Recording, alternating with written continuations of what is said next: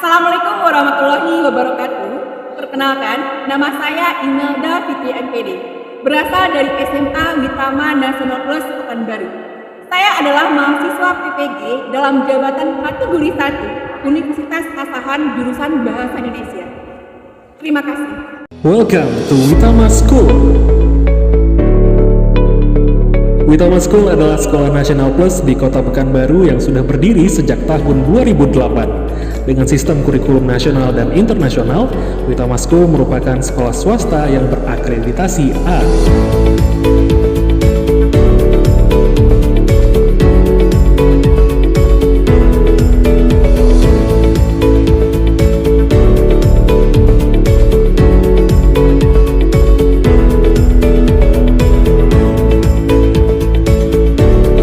Witama School juga sudah berhasil mengembangkan berbagai potensi dari para peserta didik, mulai dari akademik dan juga non-akademik.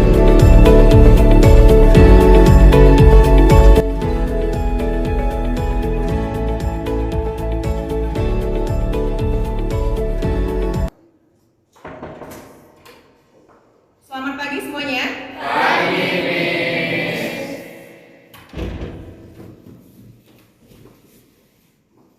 Proyekannya udah dipersiapkan ya? Ya. Terima kasih kelas ya yang sudah mempersiapkannya dengan baik. Nah, gimana kabarnya? Baik, Miss. Luar biasa ya. Sebelum kita mulai pembelajaran kita pada pagi hari ini, silakan kita kelas ya. Stand up, please. Sebelum kita mulai pelajaran pada pagi hari ini, marilah kita berdoa menurut agama dan kepercayaan masing-masing. Berdoa mulai.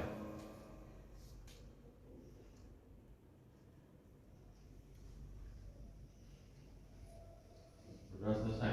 Greeting. Good morning, Miss Imelda. How are you today? Oke ya. Selamat pagi anak-anak semua. Alhamdulillah kabar Miss Imelda sehat ya. Silakan duduk. Thank you, Miss.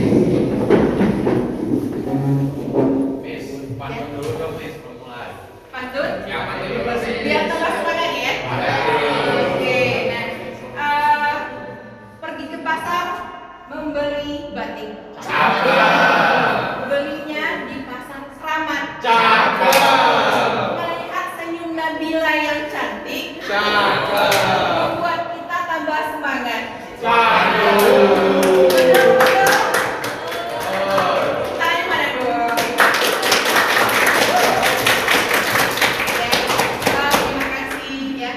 Senang bisa berjumpa kembali dengan Anda semua dalam pelajaran bahasa Indonesia. Nah, baiklah anak Miss ya, sebelum kita mulai pelajaran kita pada pagi hari ini ya, kita akan absensi dulu. Ya. Oke, baiklah anak Miss ya. Ketua kelas siapa temannya yang tidak hadir? Cuma Aisyah, Miss. Aisyah ya. Kabarnya? Sakit, Miss. Oh, sakit ya. Mudah-mudahan Aisyahnya cepat sembuh ya, Nak ya. Ya. Selalu jaga kesehatan, Miss. Ya. Baiklah anak Miss ya. Kita lanjutkan pembelajaran kita. Ya. Udah fokus? Oke ya. Pada pertemuan sebelumnya kita sudah belajar materi kita tentang Teks laporan. luar biasa ya, tentang teks laporan hasil observasi. Nah, pada pertemuan sebelumnya kita sudah membahas pengertian, kemudian ada karakteristik, kemudian ada perbedaan fakta umum dengan fakta khusus ya. Masih ada yang ingat pelajaran sebelumnya?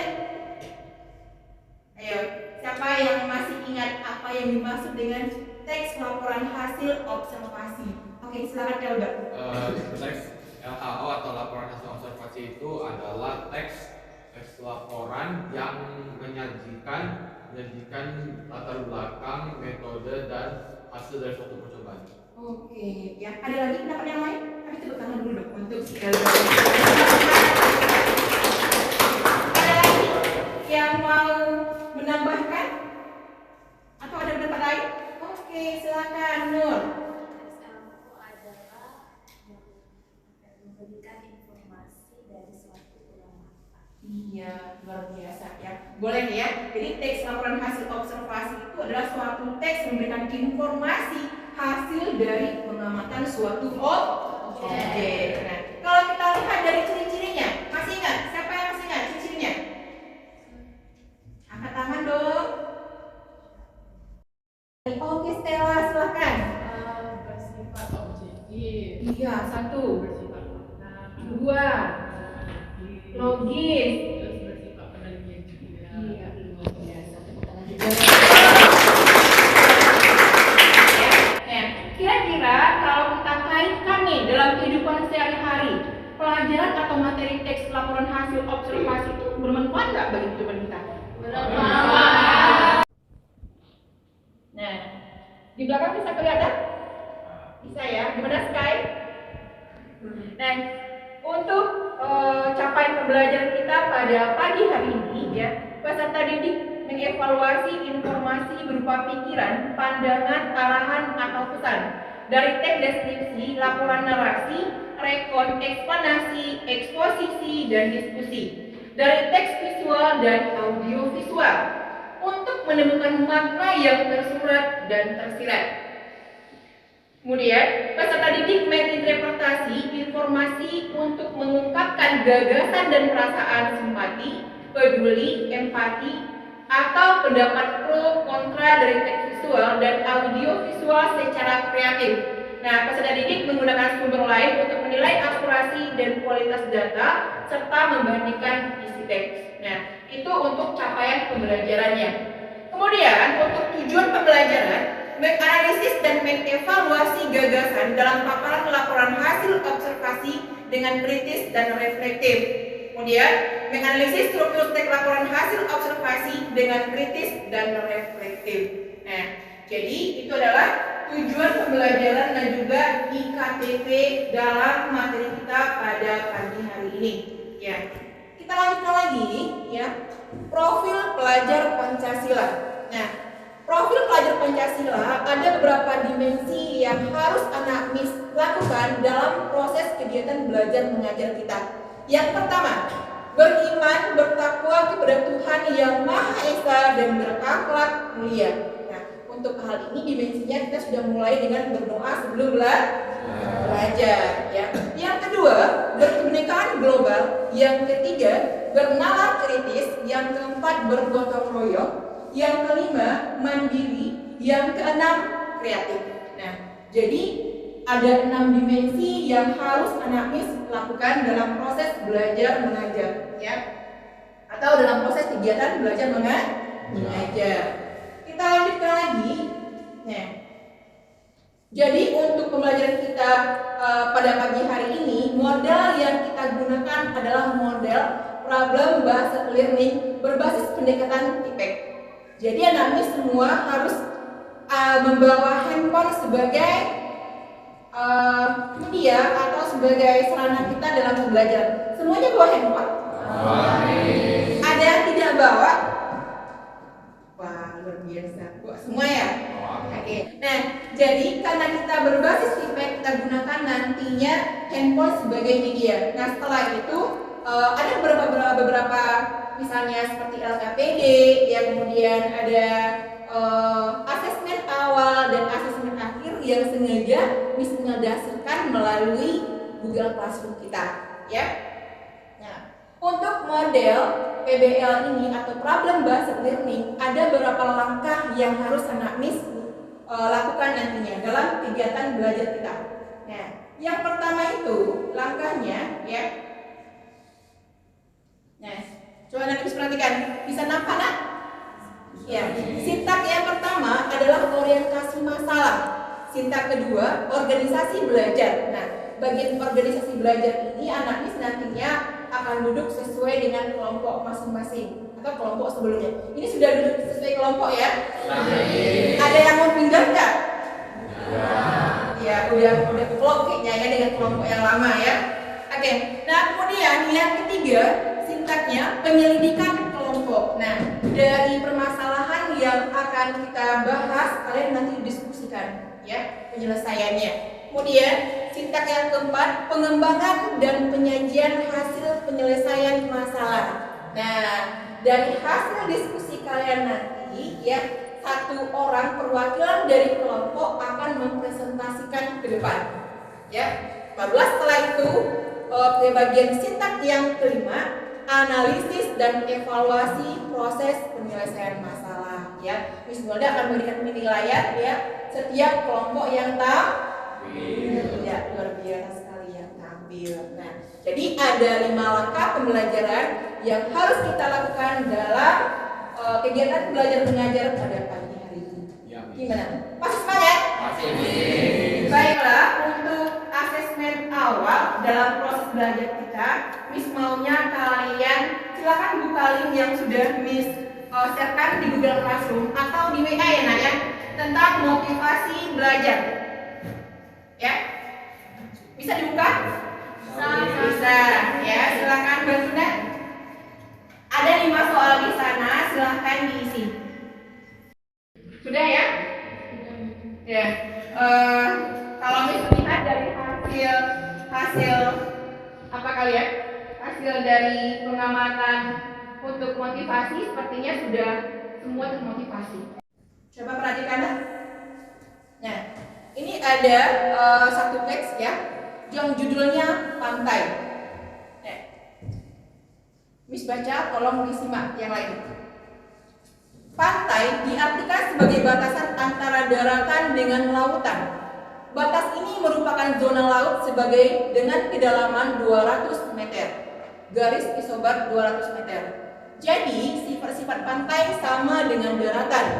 Menurut bentuknya, ada 4 macam pantai, yaitu pantai landai, pantai curam, pantai bertebing, dan pantai karang. Lanjut lagi, coba oke. Hans. Pantai landai memiliki ciri permukaan yang relatif datar, termasuk pantai jenis ini adalah pantai mangrove, bukit pasir, delta, dan estuari. Pantai itu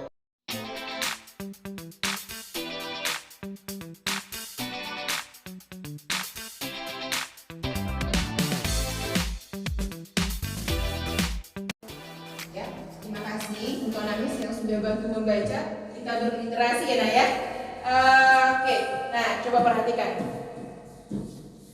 Ya, bagaimana menurut kamu, bisa nampak jelas di depan? Bisa ya. Kira-kira gambarnya tentang apa? Mikir gitu ya. Ya, coba mikir. Menurutmu, apakah teks tersebut termasuk teks LHO? Ya, termasuk kan? Termasuk. Nadia bisa beri alasan nggak? Najwa, ayo. Saya Miss, karena di paragraf 1 itu berisi pernyataan umum tentang konten itu. Di paragraf 2 itu ada deskripsi bagian yang menjelaskan jenis-jenis pantainya. Ya. Terus ada paragraf ketiga ada deskripsi manfaat, itu manfaat pantai tersebut, dan terakhir ada kesimpulan yang berada di paragraf keempat. Iya, luar biasa sekali ya kalau penjelasan Najwa. Ada yang mau tambahkan? Cukup? Oke. Coba kita lanjutkan lagi bagian dulu. Apakah dalam teks tersebut memiliki struktur yang lengkap? Dari penjelasan Najwa, apakah lengkap belum? Lengkap ya. Berarti kalau kita lihat bahwa teks yang tadi termasuk teks LHO. Ada pertanyaan? Oke, silakan Zaza. Yang lengkap itu seperti apa ya? Nah, terus susunan lengkap itu seperti apa? Apa ya pertanyaannya? Kita jawab yang mana dulu nih? Ya, supaya lebih lengkap terjawab pertanyaan dari Nur Zaza, ya mari kita lihat ya, video Canva yang sudah Miss Imelda sajikan untuk kalian semua. Nah, oke. Coba perhatikan ya.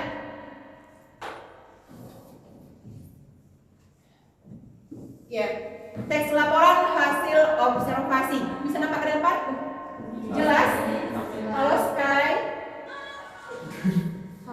Ayo, apa itu di belakang? Ya? Nggak kedengaran? Memang kalau video sengaja tidak dengarkan. Tapi kalau untuk kalian belajar nanti boleh didengar, ya. Nah, kalau kita lihat di bagian pengertian laporan nih, lihat ya, ada beberapa pendapat para ahli tentang laporan, ya. Karena kita bahas laporan dulu, ya. Kita lihat salah satu pendapat ahlinya. Laporan adalah setiap tulisan yang berisi hasil pengolahan data informasi serta merupakan alat komunikasi yang di dalamnya terdapat beberapa kesimpulan atau rekomendasi dari fakta atau keadaan yang telah diselidiki. Nah, itu menurut Priyansa ya Nak ya, tentang laporan. Nah, kemudian ada juga pendapat Widya Pertaya tahun 2004. Nah, bisa Anda lihat di depan. Penulisan laporan adalah penyampaian informasi yang bersifat faktual, fakta, seperti yang disampaikan oleh teman kamu tadi Nabila ya, fakta. Kemudian di sini mana dia? Sebentar. Ternyata dikembali gitu ya. Nah, bersifat fakta tentang sesuatu dari suatu pihak ke pihak yang lainnya. Jadi di sini kalau laporan itu memberikan informasi kepada pihak tertentu. Kalau bisa kita ringkaskan atau kita simpulkan dari pendapat dua ahli. Atau ada pendapat yang lain tentang laporan? Cukup? Oke. Kita lanjutkan lagi ke pengertian observasi. Nah, menurut Sugiono tahun 2018 ya di bukunya 229 halamannya, observasi merupakan teknik pengumpulan data yang mempunyai ciri yang spesifik bila dibandingkan dengan teknik yang lain.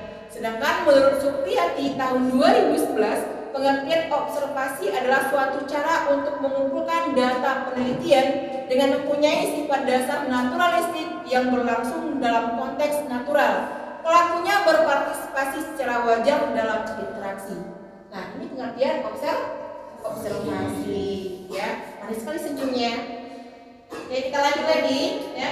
Untuk pengertian teks laporan hasil observasi. Nah, kalau untuk pengertian teks laporan hasil observasi ini, Miss maunya Albert. What are you doing? Oke, perhatikan Albert ke depan.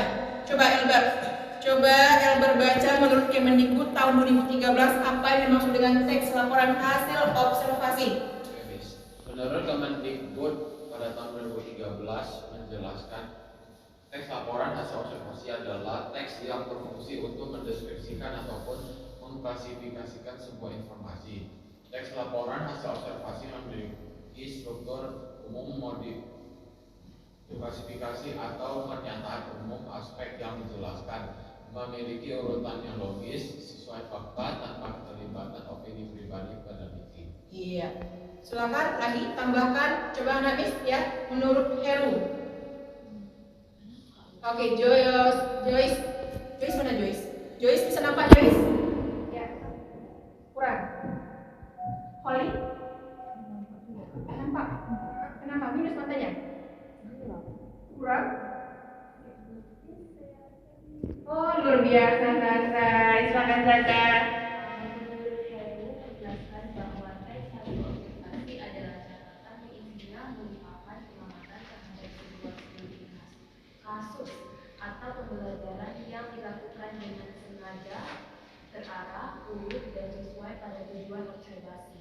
Hasil pengamatan atau hasil observasi kemudian dijelaskan secara tersusun serta rinci, tepat, akurat, teliti, objektif, dan bermanfaat, sehingga isinya adalah data balik, bukan hasil imajinasi. Iya, terima kasih buat teman-teman ya.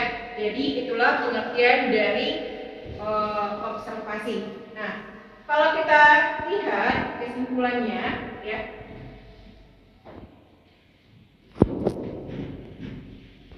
Bentar. Kalau Namis yang nampaknya bukan di depan, boleh lihatnya bukannya sudah disebutkan juga. Ya. Oh, silakan Nabil. Ya. Terus kita lanjutkan lagi ke bagian. Nah, simpulan ya. Berdasarkan pendapat ahli tersebut dapat disimpulkan bahwa teks laporan hasil observasi adalah teks yang berisi laporan pengamatan suatu objek yang bersifat faktual, berisi fakta-fakta di lapangan secara nyata dan apa adanya, serta dapat dibuktikan kebenaran karena bersifat ilmiah dan objektif. Kita ada pertanyaan di sini? Tidak ada? Tidak ada ya. Oke, lanjut lagi, Namis ya. Untuk selanjutnya, fungsi teks laporan hasil observasi. Coba baca Anamis. Ya. Iya. Fungsi teks laporan hasil observasi. 1. Sebagai sumber informasi yang akurat dan terpercaya karena disusun berdasarkan data dan fakta hasil observasi. Sebagai laporan pertanggungjawaban dari sebuah kegiatan observasi. 3. Ya, 3. Jalan sendiri dia ya. Lupa. Lanjut. Sebagai sarana untuk mendokumentasikan hasil kegiatan observasi. Dan yang terakhir sebagai penjelas atas dasar penyusunan kebijaksanaan, pemecah suatu permasalahan dalam melakukan observasi, serta sebagai sebuah keputusan. Iya, terima kasih. Ya, jadi itulah fungsi teks laporan hasil observasi ya dalam kehidupan kita sehari-hari. Nah, lanjut lagi ke bagian struktur teks laporan hasil observasi. Ya. Nah, untuk struktur coba baca Anamis yang siapa ya? Yang bisa. Christopher bisa lihat di belakang atau lihat handphone juga boleh Christopher? Oke, silakan Christopher. Pertama, definisi umum atau pembukaan menjelaskan objek Yang diamati. yang diamati secara menyeluruh baik tentang karakteristik, keadaan, kebiasaan, pengelompokan, dan berbagai aspek lainnya. Kedua, deskripsi bagian berisi penjelasan aspek-aspek tertentu dari objek yang diobservasi. Yang ketiga, deskripsi manfaat. Pada bagian struktur teks laporan observasi ini berisi penjelasan mengenai kegunaan dari paparan tema yang dinyatakan sebelumnya. Oke, ya. Kira-kira untuk struktur ada yang bertanya nggak? Ada yang bertanya? Nah, ini ada. Ya, untuk lebih lengkapnya lagi kita lihat contohnya ya tentang ini.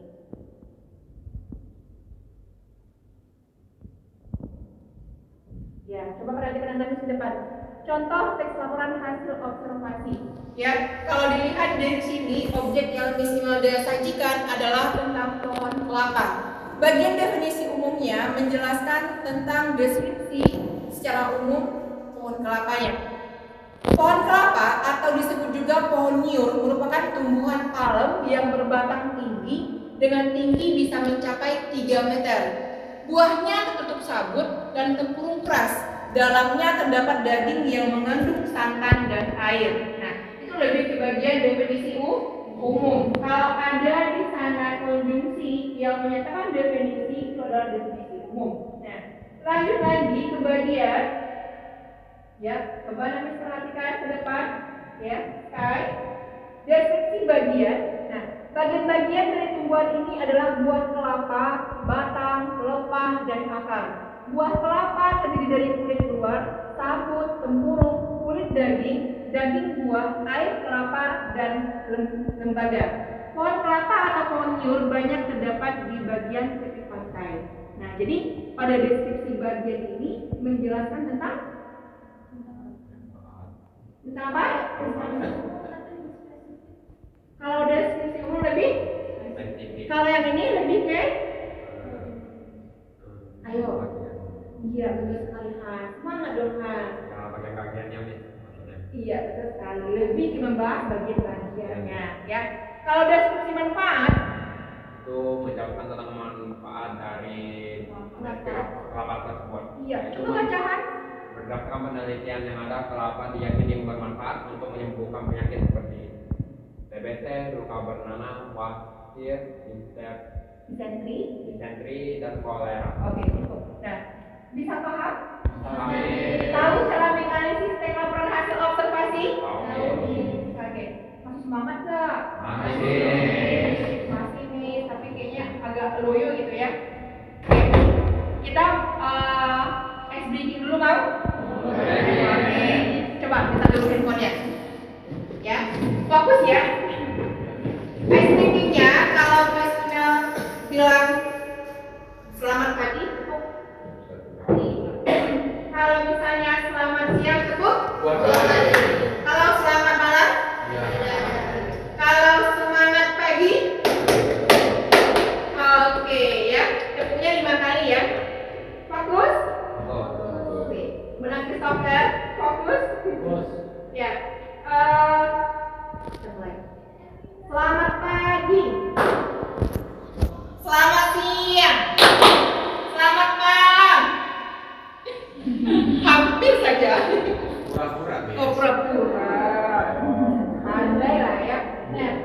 Oke. Tepuk semangat. Pak banget. Tumben ya. Oke. Wita Maskul. We are the champion. Attitude. Number one. You can do it. Yes, I can. Oke, terima kasih. Udah semangat belum?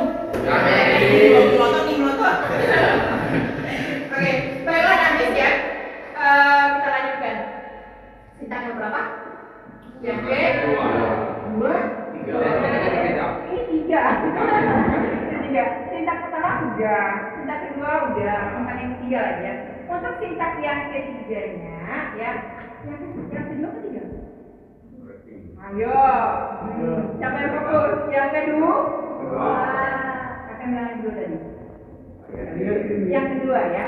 Satu sudah. Yang keduanya Anamis akan duduk sesuai dengan kelompok. Sekarang sudah kan? Sudah ya. Kalau sudah sesuai dengan kelompok ya, silakan buka LKPD yang sudah Miss email sertakan melalui Google Classroom atau WA kalian masing-masing. Buka Google Classroomnya? Bisa ya. Nah, lembar kerja peserta didik atau LKPD. Di situ ada identitas ya. Kemudian capaian pembelajaran, tujuan pembelajaran dan KTP. Nah, untuk petunjuk mengisi LKPD ini, silakan Anamis baca ya, atau dengarkan dulu ya.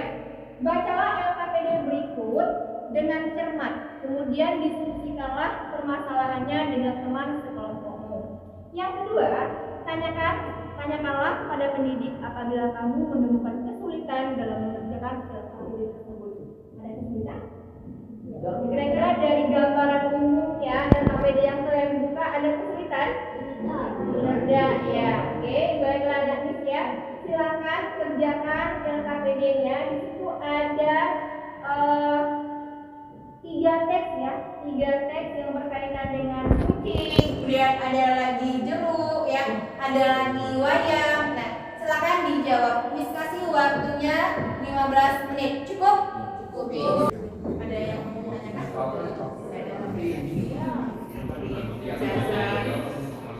Aurel, Diva, maklum ya karena masih baru.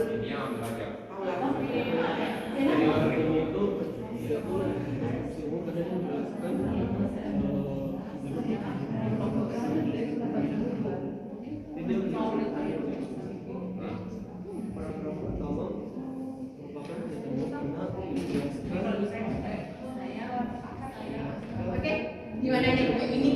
Mas, kan cowok gantengnya cemana nih? Ya, buka handphonenya, mana handphonenya? Terus?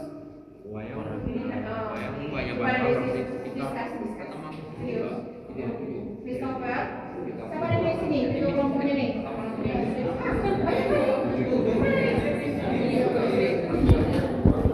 Oke, berarti deal ya.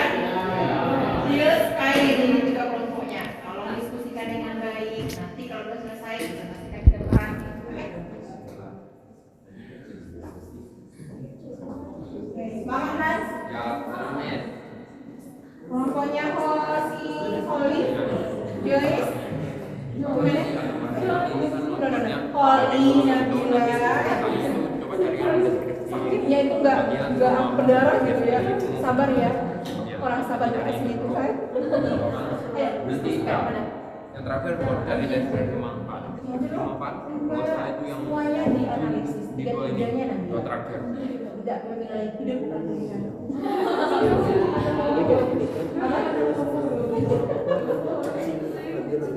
Oke, lanjut ya. Tinggalkan aja gitu.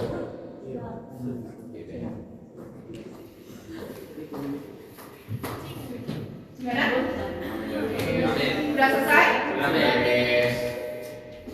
Oke, ya.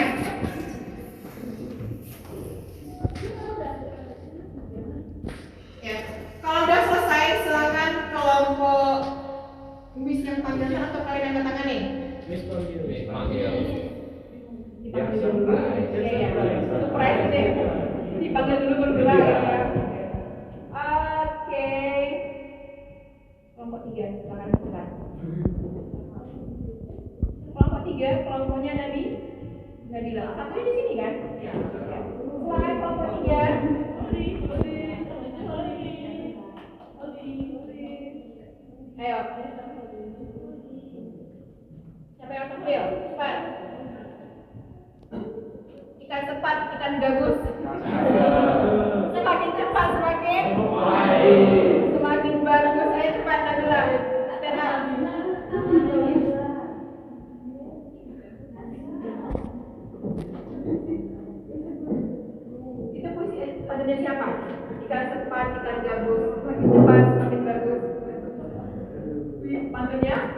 Oke,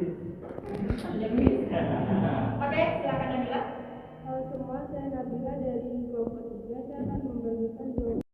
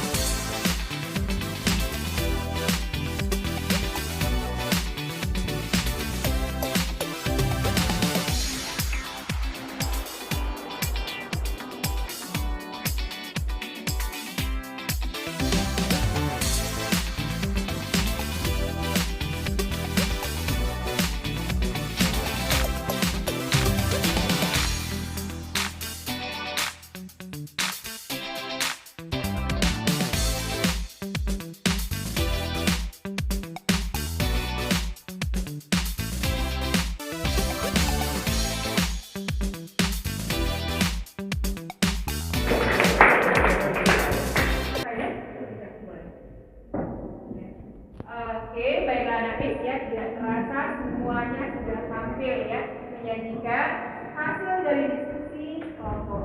Nah, dari yang sudah kita bahas, kira-kira ada yang mau bertanya? Tidak ada? Ya. Kalau kita lihat, setiap kelompok yang tampil menyajikan dengan cara masing-masing. Nah, tampil saja ke depan itu sudah luar biasa ya. Nah, applause untuk kita semua. Oke, baiklah Namis ya. Kira-kira pelajaran hari ini bagaimana? Seru.